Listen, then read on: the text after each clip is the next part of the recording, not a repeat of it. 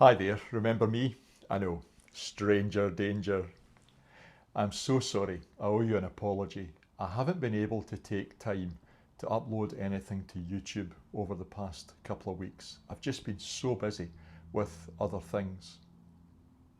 However, I have been continuing to follow through in my readings in Matthew's Gospel, and I'm going to give you a couple of thoughts to reflect on over the course of this video.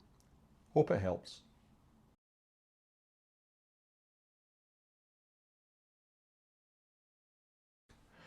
Those of you who know me in real life rather than just here on YouTube are well aware of how tall I am.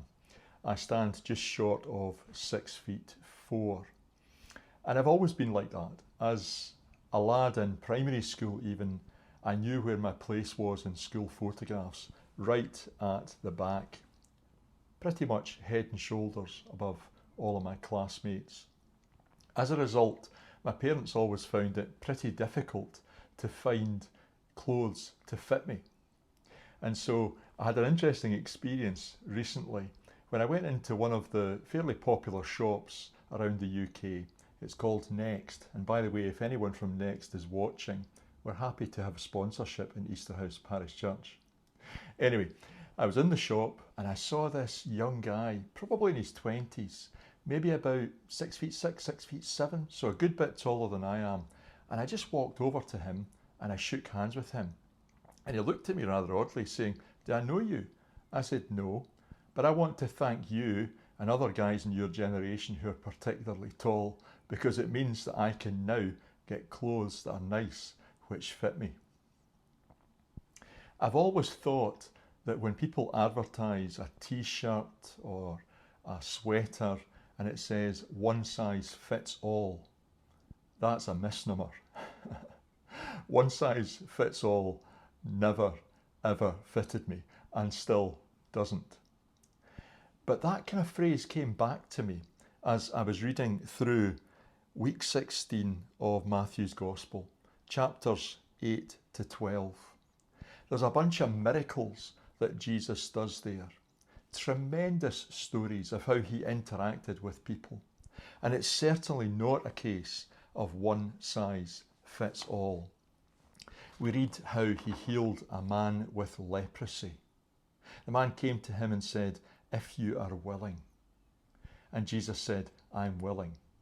He touched him gently, graciously, and said, "Be clean." And then shortly afterwards, a centurion whose servant was paralyzed came to Jesus. Jesus offered to go with him to help the servant, but the centurion said a wonderful thing. He said, "I know what it is to give orders and for people to do what I'm commanding. Just you say the word and it will be done." Jesus didn't go with the man. He just said, "Go, let it be done."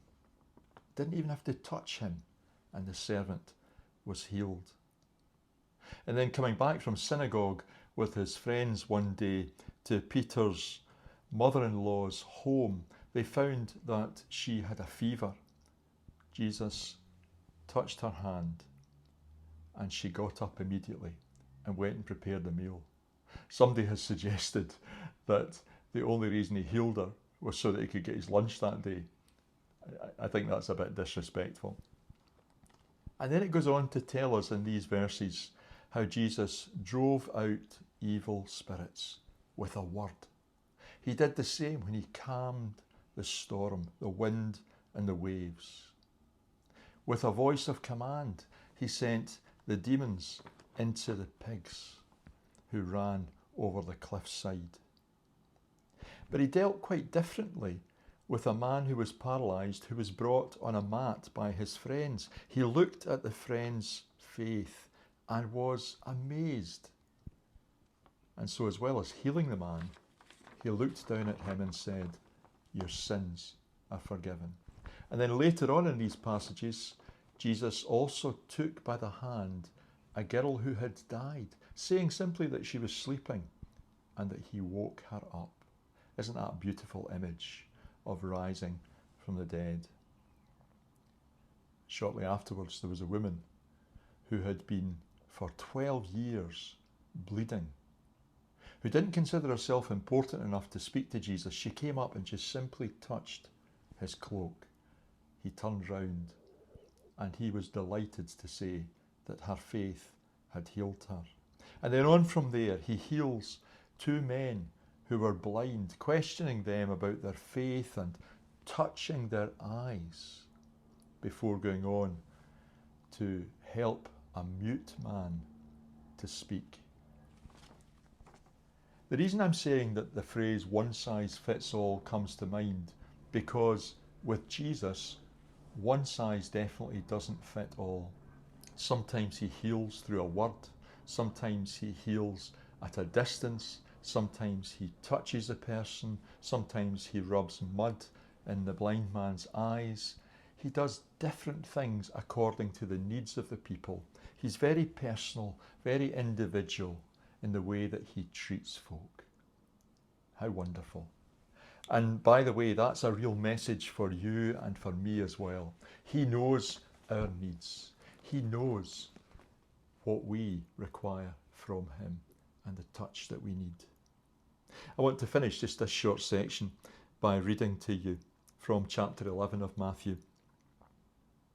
John the Baptist, who was in prison, heard about the deeds of the Messiah and sent his disciples to ask him, "Are you the one who is to come, or should we expect someone else?" Jesus replied, "Go back and report to John what you hear and see. The blind receive sight, the lame walk, those who have leprosy are cleansed, the deaf hear, the dead are raised, and the good news is proclaimed to the poor." You see, with Jesus, it's not a case of one size fits all.